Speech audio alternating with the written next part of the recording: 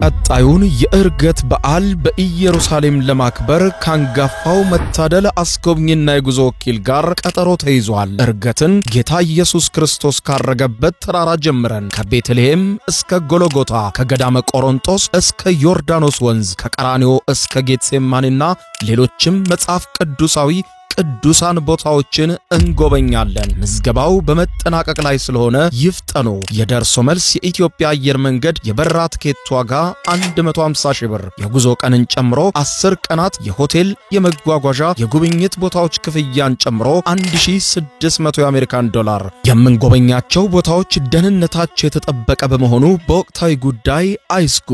አድራሻ 22 ጎላጉል ህንጻ ሁለተኛ ፎቅ ቢሮ ቁጥር 205 ቢ በ09 12 64 10 00 ወይም በ0964 08 08 08 ላይ ሃሎ ይበሉን። መታደል አስጎብኝና የጉዞ ወኪል።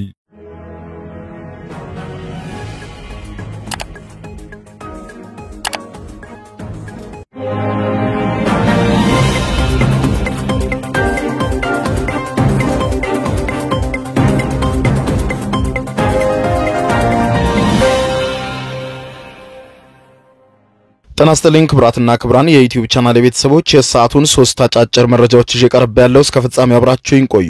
ክብራን አድማጮች በዚህ ሰዓት የመረጃ ጊዜ ከምታደምጧቸው መረጃዎች መካከል በቀዳሚነት ወደ እናንተ የሚደርሰው ጠቅላይ ሚኒስትር ዶክተር አብይ አህመድ የቀድሞው የህወሓት አባል የነበሩ ግለሰቦችን በፌደራል መንግስት ውስጥ ስልጣን መስጠታቸው ተሰምቷል። በዛሬው ዕለትም የተሰማው ሶስተኛ ሰው በፌደራል መንግስት ውስጥ ስልጣን አግኝተዋል። በሌላ በኩልም እንዲሁ ዶክተር ደብረጽዮን ገብረሚካኤልም መግለጫ አውጥተዋል። የዶክተር ደብረጽዮን ገብረሚካኤል መግለጫ ምናለ እንዲሁም የተሾሙት ሶስተኛው የህወሓት ሰው ማን ነበሩ በዝርዝር የምታደምጡት ይሆናል። በሌላ በኩል የወታደር ልብስ በመልበስና የጸጥታ ኃይሎች ነን በማለት እጅግ በርካታ መጠን የሚያወጣ ወርቅ የዘረፉ አካላት በቁጥጥር ስር ውለው ተፈርዶባቸዋል። የወንጀሉ ሂደትም አፈጻጸሙም በጣም የሚያስገርም የሆነ ነው። በተለይም ደግሞ ከተበዳይ የገዛ ጓደኛ ጋር በመሆን የተፈጸመ መሆኑ በጣም በርካቶችን ያሳዘነ ክስተት ነው። ፍርድ ቤቱ ለመሆኑ ምን ፈረደ? የወንጀል ሂደቱስ ምን ይመስላል? በዝርዝር ታደምጡታላችሁ። በሌላ በኩል በኬንያ ጉንዳን ሰርቀው ከሀገር ሊወጡ ነበሩ የተባሉ ሰዎች በቁጥጥር ስር ውለው ፍርድ ቤት ቀርበዋል። ኬንያ ጉንዳኔን ይዘው ሊወጡ ነበር ያለቻቸውና ስትፈትሽም ጉንዳኖችን አግኝቻቸዋለሁ ያለችው ኬንያ በፍርድ ቤቷ ምን ዝርዝር አሰማች? የዓለምን ትኩረት የሳበ ዜና ሆኗል። በዝርዝር አስደምጣችኋለሁ። እስከ ፍጻሜ ቆዩ። ዝርዝር መረጃውን አድምጡ ግብዣይ ነው። ወደ መረጃዎቹ ዝርዝር አለፍኩ። አብረን እንከታተለው። በቀድሚያም በዶክተር ደብረጽዮን ገብረሚካኤል ከሚመራው ቡድን ራሳቸውን ለገነጠሉ አካላት ጠቅላይ ሚኒስትር ዶክተር አብይ አህመድ በፌደራል መንግስት ውስጥ ስልጣን መስጠታቸውን ቀጥለዋል። ዶክተር ደብረጽዮን ገብረሚካኤልም አነጋጋሪና አስገራሚ መግለጫ አውጥተዋል። ጠቅላይ ሚኒስትር ዶክተር አብይ አህመድ አንድ ሳምንት ባልሞላ ጊዜ ውስጥ ለሶስት የቀድሞ የህወሓት አባላት የሚኒስትርነትና የሚኒስትር ዴኤታነት ሹመት የሰጡ ሲሆን ሹመቱን ያገኙ ሶስት ባለስልጣናትም በኢህአዴግ መንግስት ውስጥ በከፍተኛ ኃላፊነት ያገለገሉና የህወሓት አባላት መሆናቸው የተገለጸ ሲሆን በዚህም በሀገሪቱ የደህንነት ተቋም ውስጥ በከፍተኛ ኃላፊነት ያገለገሉና ቁልፍ ቦታዎችን ይመሩ የነበሩ ሰዎች እንደመሆናቸው ተጠቅሷል። አቶ ጌታቸው ረዳና ፕሮፌሰር ክንደያ ገብረሕይወትን በፌደራል መንግስት ውስጥ ስልጣን የሰጡት ጠቅላይ ሚኒስትር ዶክተር አብይ አህመድ በፌደራል መንግስት ውስጥ የሚሰጡትን ስልጣን አሁንም በማስቀጠል አቶ ሀደራ አበራን በሚኒስትር ዴኤታነት መሾማቸው ተነግሯል። አቶ ጌታቸው ረዳና ፕሮፌሰር ክንደያ ገብረሕይወት የህወሓት አባልና አመራር እንደሆኑ የሚታወቅ ሲሆን የህወሓት አባል ስለመሆን አለመሆናቸው መረጃ ያልተገኘው የብሔራዊ መረጃና ደህንነት የቀድሞ ከፍተኛ ባለስልጣን የነበሩት አምባሳደር ሀደራ አበራ የውጭ ጉዳይ ሚኒስትር ዴኤታ ሆነው ሲሾሙ በጸጥታ ጉዳዮች ላይ ከ35 ዓመታት በላይ ልምድ ያላቸው መሆኑን ያነሱት ዘገባዎቹ በውጭ ጉዳይ ሚኒስትር የፖለቲካና ኢኮኖሚ ጉዳዮች ሚኒስትር ዴኤታ በመሆን ባለፈው ሳምንት የተሾሙት አምባሳደር ሀደራ አበራ በደርግ ዘመነ መንግስትም የደህንነት ሰራተኛ የነበሩና ህወሓት ኢህአዴግም ወደ ስልጣን ሲመጣ በስልጣናቸው የቀጠሉ መሆናቸውን በማንሳት ጠቅላይ ሚኒስትር አብይ አህመድ ወደ ስልጣን እስከመጡበት ጊዜ ድረስ አምባሳደር ሀደራ አበራ የብሔራዊ መረጃና ደህንነት አገልግሎት የስደተኞችና ከስደት ተመላሾች ጉዳይ አስተዳደር ዋና ዳይሬክተር ቆይቶ የተቋሙ ምክትል ኃላፊ በመሆን ሲያገለግሉ መቆየታቸውን ጠቅሰው አምባሳደሩ ሚኒስትሩ በአሁኑ ሳምንት ደግሞ የኢትዮጵያ ውጭ ጉዳይ ሚኒስትር ዴኤታ ሆነው በጠቅላይ ሚኒስትሩ ከመሾማቸው በፊት መቀመጫቸውን በአውስትራሊያ ካምቤራ በማድረግ በአውስትራሊያና ኒውዚላንድ የኢትዮጵያ አምባሳደር በመሆን ሲያገለግሉ እንደነበር አስታውሷል። አምባሳደር ሀደራ አበራ አምባሳደር ብርሃኑ ጸጋዬ ባለፈው ሳምንት የውጭ ጉዳይ ሚኒስትር ዴኤታ ሆነው መሾማቸውን ተከትሎ አምባሳደር ምስጋኑ አረጋና አምባሳደር ብርቱካን አያኖ በውጭ ጉዳይ ሚኒስትር ውስጥ የነበራቸው ከፍተኛ ኃላፊነትን ማስረከባቸው ተጠቁሟል። ይህ በዚህ እንዳለ በዶክተር ደብረጽዮን ገብረ ሚካኤል የሚመራውና ከፍተኛ አጣብቂኝ ውስጥ የሚገኘው የህወሓት ቡድን በዶክተር ደብረጽዮን ገብረ ሚካኤል አማካኝነት መግለጫ የሰጠ ሲሆን በመግለጫውም በተለይም ደግሞ የአፍሪካ ህብረት በህወሓት ጉዳይ ስብሰባ እንዲያደርግ መጠየቁም ተሰምቷል። በፕሪቶሪያው የሰላም ስምምነት አተገባበር ዙሪያ ያሉ ሁኔታዎች አሳሳቢ ናቸው ያለው ህወሓት የአፍሪካ ህብረት ውይይት ሊያደርግ ይገባል ሲል የህወሓት ሊቀመንበር ዶክተር ደብረጽዮን ገብረ ሚካኤል የተማጸኑ ሲሆን ሊቀመንበሩ ይህንን ጥሪ ለአፍሪካ ህብረት ያቀረቡት በአፍሪካ ህብረት የፕሪቶሪያ የስምምነትና የክትትል ማረጋገጥና ማስከበር ተልእኮ ኃላፊ ሆነው ከተሾሙት ሜጀር ጀነራል ሳማዳል አዴ በትናንትናው ዕለት በጽህፈት ቤታቸው ውይይት ባካሄዱበት ወቅት መሆኑን የዘገበው ሪፖርተር በፕሪቶሪያው ስምምነት መሰረትም ከመከላከያ ሰራዊት ውጪ ያሉ ኃይሎች ከትግራይ ክልል እስካሁን አለመውጣታቸው የተፈናቀሉና የተሰደዱ ዜጎችም ወደ ቀያቸው መመለስ አለመቻላቸውን እንዲሁም የትግራይ ክልል መሬቶችም አሁንም በቁጥጥር ስር ላይ ይገኛሉ ለተሿሚው ይህንን መግለጻቸውን ጠቅሰው የፖለቲካ ድርድር እስካሁን አለመጀመሩን በማንሳት የስምምነቱ ፈራሚ የሆነው ህዝባዊ ወያኔ ሓርነት ትግራይ ህወሓት የተሰረዘው ህጋዊ ሰውነቱ አለመመለሱን ለተሿሚው በዝርዝር አስረድቻለሁ ያለው ህወሓት ሜጀር ጀነራል ሳማዳል አዴን ከዚህ ቀደም የኮሚቴው ኃላፊ የሆኑት ሜጀር ጀነራል ስቴፋዳዲን በመተካት መሾማቸው የተገለጸ ሲሆን ከዚህ በተጨማሪም የህብረቱ የስምምነት ክትትል ማረጋገጥና ማስከበር ኮሚቴ መሬት ላይ ያለውን ሁኔታ በግልጽ በመለየት ሪፖርት እንዲያቀርብ ዶክተር ደብረጽዮን መማጸናቸውን የህወሓት ጽህፈት ቤት ያስታወቀ ሲሆን ለጋሽ ድርጅቶችም የሚያቀርቡት እርዳታ መቋረጡን ተከትሎ ከአካባቢያቸው ተፈናቅለውና ተሰደው የሚገኙ ነዋሪዎች ለከፋ አደጋ መጋለጣቸውን በመግለጽ በተለይም በስምምነቱ መሰረት ዋስትናቸው ተረጋግጦ በአፋጣኝ ወደ መኖሪያ ቀያቸው እንዲመለሱ የሚጠበቅባቸውን ሁሉ ልትወጡ ይገባል ሲሉ ሊቀመንበሩ ማሳሰባቸውን ያነሳው ዘገባው የአፍሪካ ህብረት በህወሓት ህልውና ጉዳይም ሆነ በቀጣይ የትግራይ ክልል ጉዳይ ስብሰባ ሊጠራ ይገባል ሲሉ መጠየቃቸው ተዘግቧል። በሌላ ዜና ጎረቤት ኬንያ በጎረቤት ኬንያ ጉንዳን ሰርቃችሁ ከሀገር ልትወጡ ነበር የተባሉ ሰዎች በቁጥጥር ስር ውለው ፍርድ ቤት መቅረባቸው ተሰማ። ዜናው በዓለም መገናኛ ብዙሃን አነጋጋሪ ሆኗል። በጎረቤት ሀገር ኬንያ በመቶዎች የሚቆጠሩ ጉንዳኖችን ሰርቃቸዋል የተባሉ 4 ግለሰቦች በቁጥጥር ስር መዋላቸውን ከኬንያ ፖሊስ የተሰማ ሲሆን ጉንዳኖቹን ሰርቀው ለማጓጓዝ ሲሞክሩ ነበሩ የተባሉ 4 ግለሰቦችም ከአውሮፕላን ማረፊያ ተይዘው ፍርድ ቤት ቀርበው ጥፋተኛ መሆናቸውን አምነዋል የተባለው የኬንያ የዱር እንስሳት ጥበቃ ተቋም እንደ አንበሳና ዝሆን ያሉ እንስሳትን ለመጠበቅ ቢቋቋም ለጉንዳኖችም ከለላ መስጠቱን በመጥቀስ የፍርድ ቤቱ ጉዳይ ትልቅ ነው ሲላም ሞካሽቷል።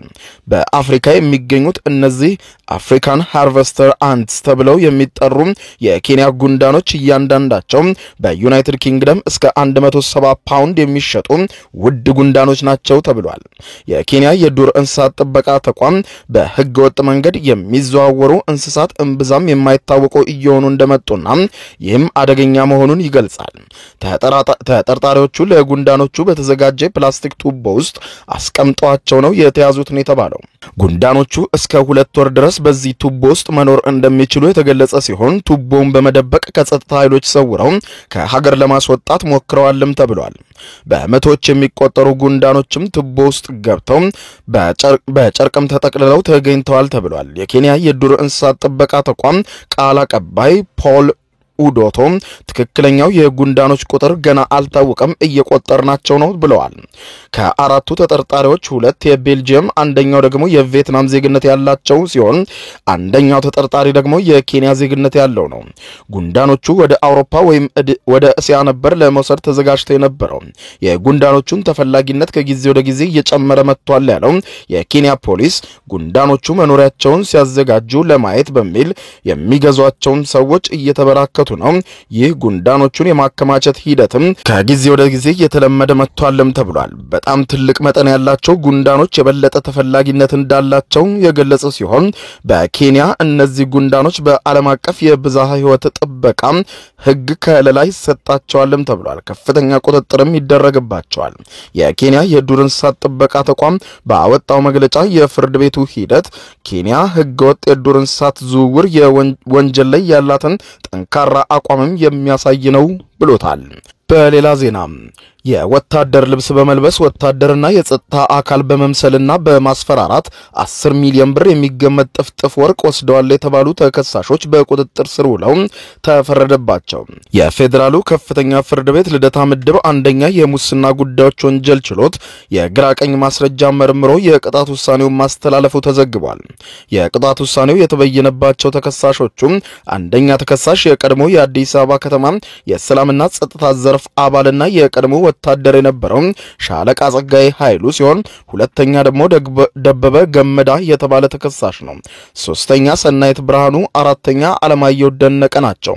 የፍትህ ሚኒስቴር የሙስና ጉዳዮች ዳይሬክቶሬት አቃቤ ሕግ በተከሳሾቹ ላይ ባቀረበው ዝርዝር ክስ ላይ እንደተመላከተው ከሆነ ተከሳሾቹ የግል ተበዳይ ከትግራይ ይዞት የመጣውን 1611 ግራም ጥፍጥፍ ወርቅን ለማሰራት ወደ ፒያሳ ከሶስተኛ ተከሳሽ ጋር አብረው ሲጓዙ ወርቁን እንዲወስዱበት ለማድረግ ሶስተኛ ተከሳሽ ከአንደኛ ሁለተኛና አራተኛ ተከሳሾች ጋር መስማማቷ ተጠቅሷል። በስምምነታቸው መሰረትም ሶስተኛ ተከሳሽ በአካባቢው ወዳለው ወደ አንድ ምግብ ቤት ምሳ እንብላ በማለት የግል ተበዳይን ወደ ምግብ ቤቱ በመውሰድ ምግብ ቤቱም እንደደረሱ አንደኛ ተከሳሽ ወታደር ልብስ በመልበስ ራሱን ወታደርና የጸጥታ አካል አስመስሎ የግል ተበዳይ ወደ ነበረበት ተሽከርካሪ በመቅረብ ተበዳይ ተቀምጦበት ወደ ነበረው የሹፌር ወንበር እንዲወርድና ከኋላ እንዲቀመጥ ካደረገው በኋላ ራሱ ተከሳሹ ወደ መኪናው ገብቶ ጋቢና ከተቀመጠ በኋላ መኪናው በህገወጥ መንገድ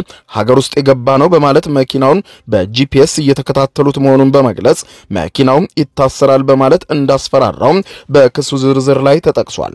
ሁለተኛ ተከሳሽ ደግሞ የመኪናውን የኋላ ወንበር ላይ ገብቶ በመቀመጥ ሽጉጥ አውጥቶ የግል ተበዳይ ጭንቅላት ላይ በመደቀን የግል ተበዳዩ ይዞት የነበረውን 10 ሚሊዮን ብር የሚገመት 1611 ግራም ጥፍጥፍ ወርቅ ነጥቆ መውሰዱን በክስ ዝርዝሩ ላይ ተመላክቷል። ወርቁን ከነጠቁት በኋላ ተበዳዩን ከመኪናው በማስወረድ በሶስተኛ ተከሳሽ አሽከርካሪነት ጥፍጥፍ ወርቁን ይዘው በርቀት ሆኖ ሲጠብቃቸው ከነበረ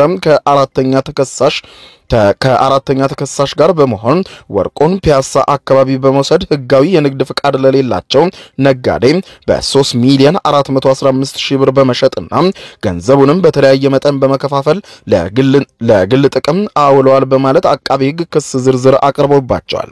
በዚህ መልኩ የቀረበባቸውን ክስ ዝርዝር ተከሳሾቹ በወቅቱ መደበኛ ችሎት ዝግ ስለነበረ በተረኛ ችሎትም ቀርበው ክሱ ከደረሳቸው በኋላ የክሱን ዝርዝር በችሎት በንባብ ተሰምቶ ነበር። ከዚህ በኋላም ተከሳሾቹ በክሱ ላይ የተቀመጠውን የወንጀል ድርጊት አለመፈጸማቸውን ጠቅሰው የሰጡትን የእምነት ክህደት ቃል ተከትሎ አቃቤ ሕግ የግል ተበዳይን ጨምሮ ምስክሮችን አቅርቦ አሰምቶም ነበር።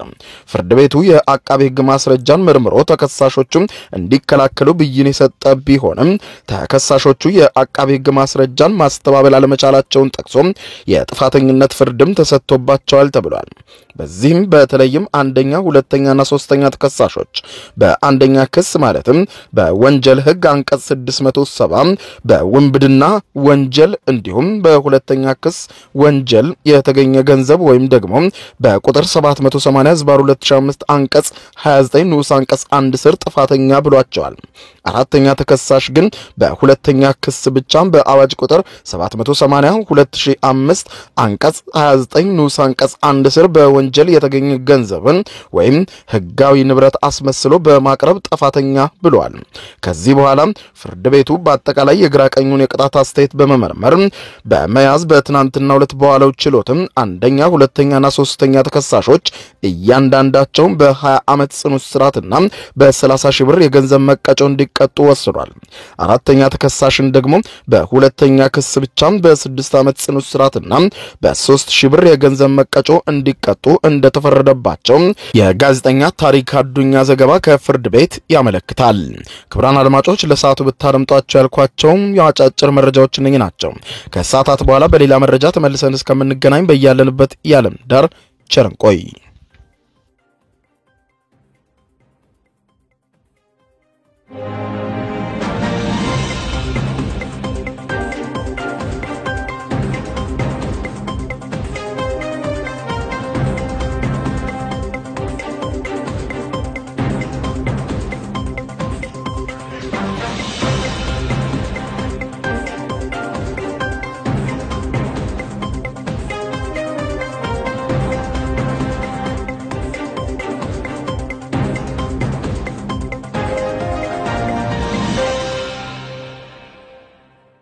የዩቲዩብ የስኬት ሚስጥሮችን በዝርዝር የያዘው የአቤል ብርሃኑ የወይኗ ልጅ አዲስ መጽሐፍ በገበያ ላይ ዋለ። ዩቲዩብ ለመጀመር በአጭር ጊዜ ስኬትን ለመቀዳጀት አስበዋል? ዩቲዩብ ጀምረው ሚስጥሮቹ አልገባ ብለውታል? እንግዲያውስ አዲሱ በዩቲዩብ 2 የወርቅ 3 የብር ሽልማቶችን ያገኘው የአቤል ብርሃኑ የወይኗ ልጅ የዩቲዩብ ሚስጥሮች መጽሐፍ በዝርዝር ሁሉንም ያብራራሉታል። ዛሬውኑ ገዝተው ህልሞን የሚያደርጉበትን የዩቲዩብ የስኬት መንገድ ይጀምሩ። በውጭ ሀገራት ለምትገኙ ከአማዞን ላይ ብታዙ በቀናት ውስጥ ደጁ ይደርሳል። የአማዞን ሊንኩን እዚህ ቪዲዮ ኮሜንት ላይ ያገኙታል። በሀገር ውስጥ ለምትገኙ በ0949 13 0000 ቴሌግራም ላይ ይዘዙ። ካሉበት ቦታ እናደርሳለን። የዩቲዩብ ሚስጥሮች ዘመኑ ጋር ተፈላጊ መጽሐፍ